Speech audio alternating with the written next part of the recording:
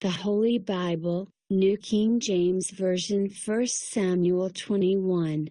Now David came to Nob, to Ahimelech the priest. And Ahimelech was afraid when he met David, and said to him, "Why are you alone, and no one is with you?" So David said to Ahimelech the priest, "The king has ordered me on some business, and said to me, 'Do not let anyone know anything about the business on which I send you, or what I have commanded you.' And I have directed my young men to such and such a place. Now therefore, what have you on hand? Give me 5 loaves of bread in my hand, or whatever can be found."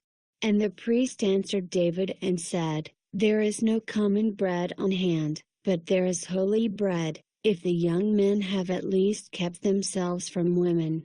Then David answered the priest, and said to him, "Truly, women have been kept from us about 3 days since I came out. And the vessels of the young men are holy, and the bread is in effect common, even though it was consecrated in the vessel this day." So the priest gave him holy bread, for there was no bread there but the showbread which had been taken from before the Lord, in order to put hot bread in its place on the day when it was taken away. Now a certain man of the servants of Saul was there that day, detained before the Lord. And his name was Doeg, an Edomite, the chief of the herdsmen who belonged to Saul. And David said to Ahimelech, "Is there not here on hand a spear or a sword? For I have brought neither my sword nor my weapons with me, because the king's business required haste."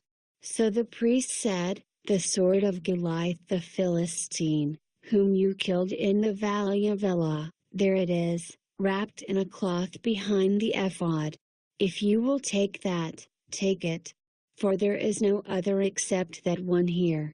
And David said, "There is none like it, give it to me." Then David arose and fled that day from before Saul, and went to Achish the king of Gath. And the servants of Achish said to him, "Is this not David the king of the land? Did they not sing of him to one another in dances, saying, 'Saul has slain his thousands, and David his 10,000s'?" Now David took these words to heart, and was very much afraid of Achish the king of Gath. So he changed his behavior before them, pretended madness in their hands, scratched on the doors of the gate, and let his saliva fall down on his beard. Then Achish said to his servants, "Look, you see the man is insane. Why have you brought him to me?